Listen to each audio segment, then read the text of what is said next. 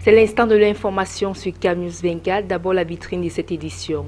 6 novembre 1982, 6 novembre 2015, 33 ans déjà que Paul Biya a accédé à la magistrature suprême.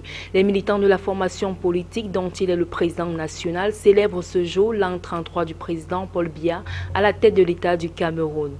Transport aérien, Edgar Alem Ebengor, rassuré du redécollage imminent et durable de la compagnie aérienne nationale. L'annonce fit de la visite de travail que vient d'effectuer le ministre des Transports dans la région du littoral. Voilà pour le titre. Mesdames, Messieurs, bienvenue au journal. De la politique à l'ouverture de cette édition, 6 novembre 1982, 6 novembre 2015. Cela fait plus d'un quart de siècle que Paul Biya est le président de la République du Cameroun. L'an 33 de son accession à la magistrature suprême est célébré ce jour par les militants du Rassemblement démocratique du peuple camerounais, formation dont le chef de l'État, Paul Biya, est le président national. C'est une actualité à suivre dans nos prochaines éditions. Dans le secteur des transports, le chef de ce département exige des résultats. Le ministre des Transports, Edgar Alem Ebengor, l'a fait savoir à la direction générale de Cameco lors de sa visite de travail dans le littoral. Reportage Donna Ayusoa.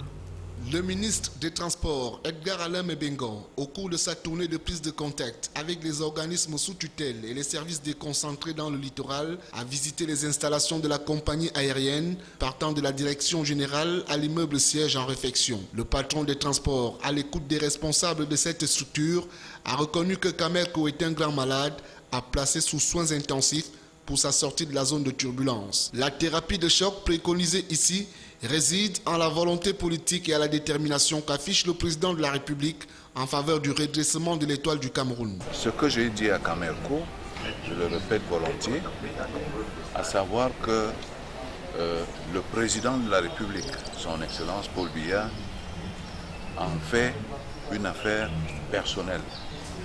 J'ai même illustré cela en disant que le dossier de Cameco n'est pas simplement posé sur cette table. Il l'a sous son aisselle. Donc, quand le président de la République est à ce point déterminé, moi qui suis son collaborateur, d'abord je me considère comme étant dans ces conditions en service commandé et je crois que Cameco doit pouvoir décoller et décoller durablement. Edgar Alem Ebengor, en sa qualité de ministre de tutelle, a aussi visité la flotte en stationnement de la compagnie aérienne nationale. Une occasion de rompre avec toute supputation autour des avions MA60. Les deux MA60 ont été acquis par l'État du Cameroun et mis à la disposition de Cameco. Le problème qui se pose en ce qui concerne les MA60 en ce moment, c'est la certification technique. C'est la condition sine qua non pour que ces deux avions se mettent en vol et se mettent en exploitation au profit de Cameco.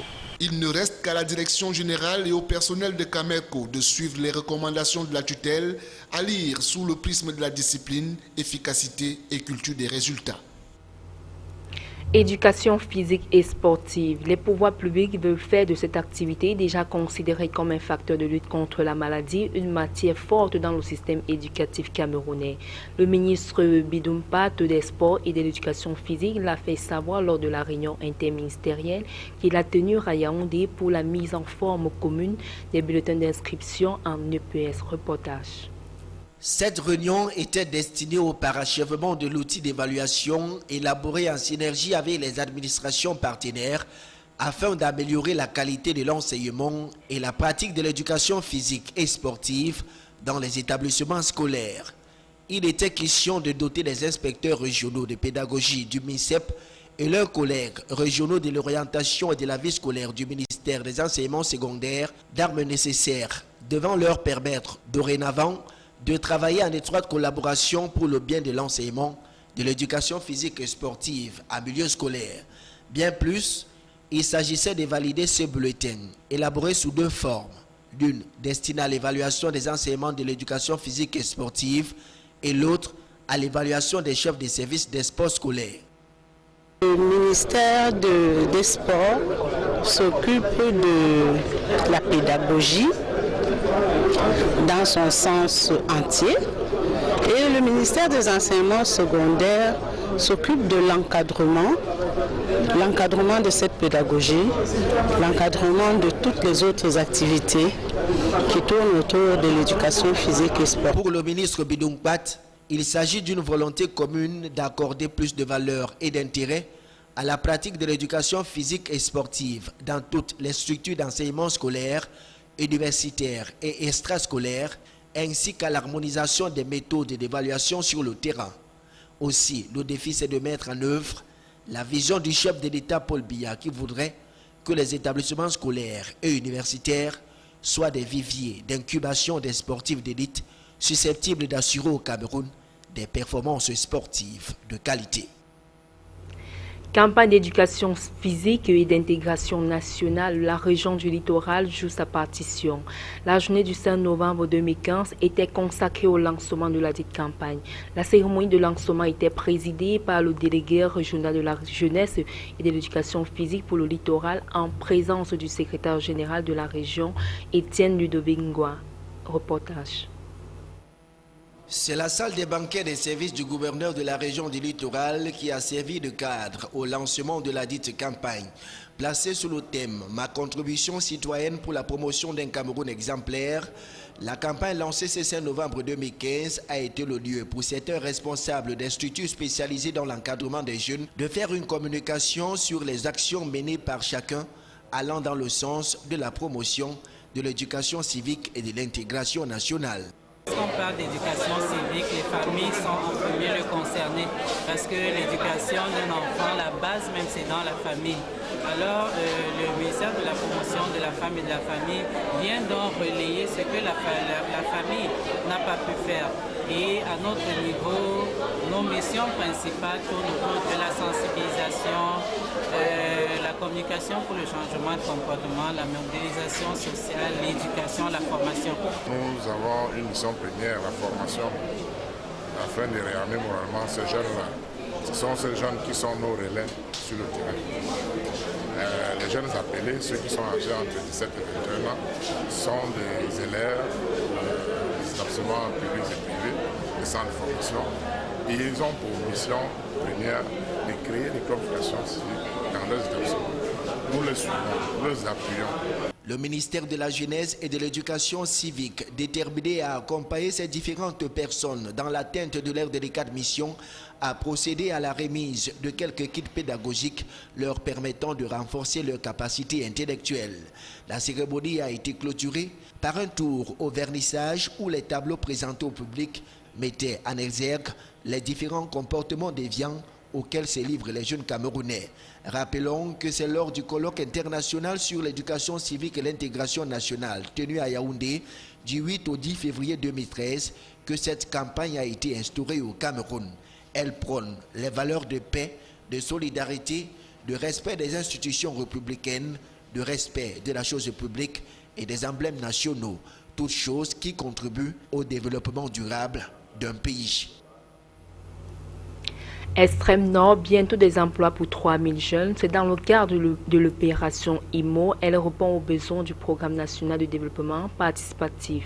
Le programme financé par l'Agence française de développement vise à promouvoir l'emploi des jeunes dans la région de l'Extrême Nord. Le point avec Célestin Tabou, le succès, Martin Denis. La secrétaire d'État française chargée du développement et de la francophonie, Annick Girardin, et le ministre camerounais délégué auprès du ministre de l'économie, de la planification et de l'aménagement du territoire, Yaoba Aboulaye, ont procédé à Marois à la cérémonie du lancement officiel de l'opération Haute intensité de main-d'œuvre, en abrégé IMO. Le dit projet est piloté par le Programme national de développement participatif et financé par l'Agence française de développement. Il vise à promouvoir le développement de l'économie locale, des communes cibles à travers la construction ou la réhabilitation des infrastructures socio-économiques, à contribuer à l'insertion socio-professionnelle des jeunes, d'œuvrer par la création des emplois durables dans la partie septentrionale du Cameroun. Ce type de projet que nous avons lancé tout de suite, à l'instant avec Monsieur le ministre montre combien il est important aussi de mettre au cœur de nos stratégies de développement la jeunesse. La jeunesse est une priorité pour le Cameroun, la jeunesse est une priorité pour la France, elle est une priorité aussi dans nos programmes de développement. Cette jeunesse qui a besoin de savoir que l'avenir lui propose ou lui offre une possibilité de vivre dignement dans son pays. Pour sa phase pilote qui va durer 1 an, le projet concerne 12 communes pour un montant global estimé à 3,2 milliards de francs CFA. Dans ces 12 communes, il va générer environ 3 000 emplois.